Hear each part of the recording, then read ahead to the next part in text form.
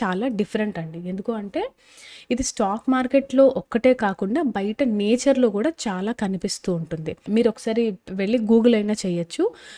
బయట మనకు కనిపించే ఫర్ ఎగ్జాంపుల్ పువ్వులకు ఫామ్ అయ్యే రెక్కలు గానీ, రివర్‌లో ఉండే వేవ్స్, నదిలో ఉన్న అలలు చూసుకుంటే కూడా అవి ఫిబొనాచి సీక్వెన్స్‌లో వెళ్తూ ఉంటాయి. అండ్ యానిమల్ రీప్రొడక్షన్ కానీ ఇలాంటివి చాలా మనకి నేచర్‌లో అబ్జర్వ్ చేస్తామన్నమాట. అండ్ ఫిబొనాచి వచ్చేసి కంటిన్యూయేషన్ ప్యాటర్న్ అండి. ఇది చాలా powerful tool to identify support and resistance.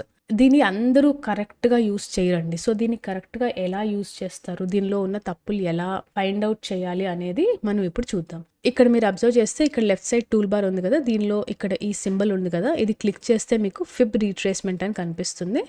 అది క్లిక్ చేస్తే మీకు ఫిబొనాచి రీట్రేస్‌మెంట్ యాడ్ చేయడానికి ఎనేబుల్ అవుతుంది. అదయ్యాక డ్రాగ్ చేయాలండి. స్వింగ్ హై టు స్వింగ్ లో ఆర్ స్వింగ్ లో టు స్వింగ్ హై డ్రా చేయాలి. అప్పుడు ఫిబొనాచి రీట్రేస్మెంట్ యాడ్ అవుతుంది. అండ్ ఫిబొనాచి రీట్రేస్మెంట్ మీకు యాడ్ చేసుకోగానే ఇక్కడ చాలా లెవెల్స్ కనిపిస్తాయి అన్నమాట. ఇది 0, ఇది 23.6. వీటిని రీట్రేస్మెంట్ లెవెల్స్ అని అంటారు. ఈ 0 అనేది వచ్చేసి స్టార్టింగ్ లెవెల్. వీటిని retracement levels or pull back or reversals అని కూడా అంటారు.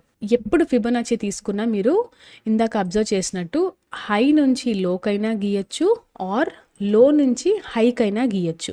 కానీ ఏది ఎప్పుడు గీస్తాం అనేది ఇంపార్టెంట్. ఎందుకంటే మీరు ఇక్కడ అబ్జర్వ్ చేస్తే నేను కింద నుంచి పైకి గీసినప్పుడు ఆర్ పై నుంచి కింద గీసినప్పుడు 0 ఆర్ 100s ఉన్నాయి కదా, ఇవి ప్లేస్ చేంజ్ అయ్యాయి. సో మీరు గుర్తుపెట్టుకోవాల్సింది ఏంటి అంటే అప్ ట్రెండ్లో ఉన్నప్పుడు ఫిబొనాచి ఎప్పుడు స్వింగ్ లో నుంచి హైకి డ్రా చేయాలి. అండ్ డౌన్ ట్రెండ్లో ఉన్నప్పుడు స్వింగ్ హై నుంచి స్వింగ్ లోకి డ్రా చేయాలి. ఇలా గీస్తేనే మీకు యాక్యురేట్గా లెవెల్స్ వస్తాయి. అండ్ ఇంకొక పాయింట్ మీరు గుర్తుపెట్టుకోవాల్సింది ఏంటి అంటే ఫిబొనాచి డ్రా చేసేటప్పుడు మీరు ఎప్పుడు క్యాండిల్ బాడీ దగ్గర ఎండ్ చేయకూడదు. క్యాండిల్ ఎంతైతే ఉందో, విక్ ఎంతైతే ఉందో అక్కడ వరకు కరెక్ట్గా స్వింగ్ హై అండ్ లో కన్సిడర్ చేయాలి. అండ్ ఫిబొనాచిలో ఉన్న ఈ రీట్రేస్మెంట్ లెవెల్స్ ఏవైతే ఉన్నాయో ఇవి స్వింగ్ హై అండ్ లోని బేసిస్ చేసుకొని ఇవి ఫామ్ అవుతాయి. అండ్ ఇక్కడ మీరు అబ్జర్వ్ చేసినట్టయితే నేను ఇవాళ ఈ స్టాక్కి ఇక్కడ గీసిన ఫిబొనాచిలో 0 to 23 ఉన్నప్పుడు ఒక 90 or 100 పాయింట్స్ ఉందనుకోండి. ఎగ్జాక్ట్ సేమ్ స్టాక్కి నేను రేపు పొద్దున ఆర్ ఎల్లుండి గీస్తే ఇంకొక డిఫరెంట్ నెంబర్ ఆఫ్ పాయింట్స్ రావచ్చు. అప్పుడు 120 రావచ్చు, 50 రావచ్చు, 30 రావచ్చు.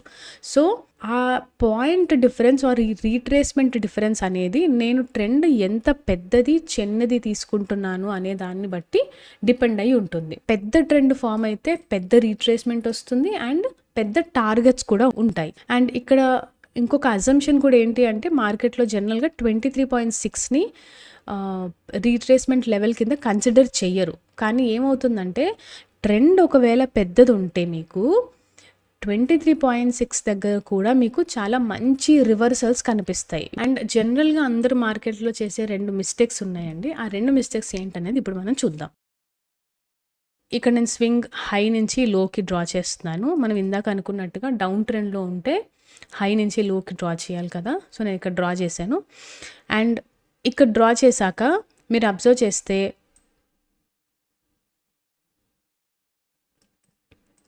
నాకు ఇక్కడ ఒక రీట్రేస్మెంట్ వచ్చింది. సో మనం ఏం చేయాలి అంటే రీట్రేస్మెంట్ ఫామ్ అయ్యాక ఎంట్రీ తీసుకోవాలి అండ్ 0 దగ్గర ఎగ్జిట్ అయిపోవాలి. ఎందుకంటే ఆల్రెడీ ఒక సపోర్ట్ జోన్ ఇక్కడ ఫామ్ అయ్యింది.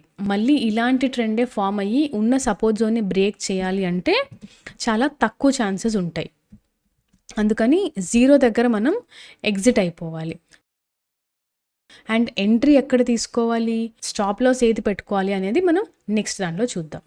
సో సెకండ్ పాయింట్ వచ్చేసరికి ఎంట్రీ ఎక్కడ తీసుకోవాలి. ఎంట్రీ కరెక్ట్గా తీసుకోవాలి అంటే మనం ఒక్క ఇండికేటర్ మీదే డిపెండ్ అయి ఉంటే మనకి కన్ఫర్మేషన్ దొరకదు. సో దీనికి ఆన్సర్ ఇంకొకటి ఇండికేటర్ పెట్టుకోవాలి. అండ్ ఆ ఇండికేటర్ ఏంటి అంటే RSI. సో RSI ఎందుకు అంటే RSI మనకి బై సెల్ జోన్స్ని అండ్ రివర్సల్ జోన్స్ని చెప్తుంది. సో RSIని మనం బేసిస్ చేసుకొని ఎంట్రీ ఎక్కడ తీసుకోవాలి అనేది డిసైడ్ అవ్వచ్చు. మనం గీసుకున్న ఈ ఫిబొనాచి రీట్రేస్మెంట్లో చూసుకుంటే కనుక ఈ రీట్రేస్మెంట్ దగ్గర ఎంట్రీ ఎక్కడ తీసుకుంటాం, మార్కెట్ ఇక్కడి నుంచి రీట్రేస్మెంట్ వస్తుందా అనేది మనకు తెలీదు ఈ క్యాండిల్ వరకు చూసినప్పుడు. సో ఇక్కడ వెయిట్ చేసి రీట్రేస్మెంట్ దగ్గరకు వచ్చినప్పుడు ఆర్ఎస్ఐ వాల్యూ మనకి ఇలా పైనుంచి క్రాస్ అయ్యి కిందకి వెళ్ళాలి 50ని. ఈ 50 లైన్ ఉంది కదా, దీన్ని ఒక్కసారి డార్క్ చేసుకుందాము.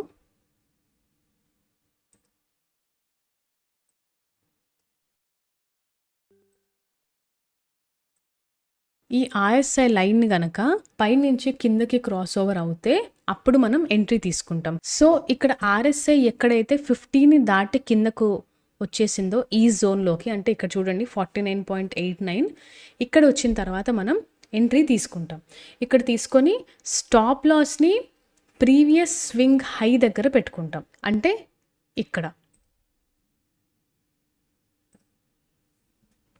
ఇక్కడ పెట్టుకొని టార్గెట్ని 0 ఉన్న ఈ సపోర్ట్ జోన్ దగ్గర పెట్టుకుంటాం. సో స్మాల్ స్టాప్ లాస్ ఉంటుంది అండ్ బిగ్ టార్గెట్ ఉంటుంది. అండ్ ఇంకొక పాయింట్ ఏంటి అంటే మార్కెట్లో చాలామందికి క్వశ్చన్ ఉందండి, ఏంటి అంటే 23.6 దగ్గర రీట్రేస్మెంట్ వస్తే మంచిదా, ఆర్ 38.2 దగ్గర, ఆర్ 61.8 దగ్గర వస్తే మంచిదా అని. ఏదైనా సరే మీరు గీసుకున్న ట్రెండ్ని బట్టి ఉంటుంది. ఒకవేళ చిన్న ట్రెండ్ మీరు గీసుకున్నట్టయితే అక్కడ 61% దగ్గర రీట్రేస్మెంట్ వచ్చినా కూడా మీకు డిఫరెన్స్ చిన్నదిగా ఉంటుంది. పెద్ద ట్రెండ్ గీసుకున్నట్టయితే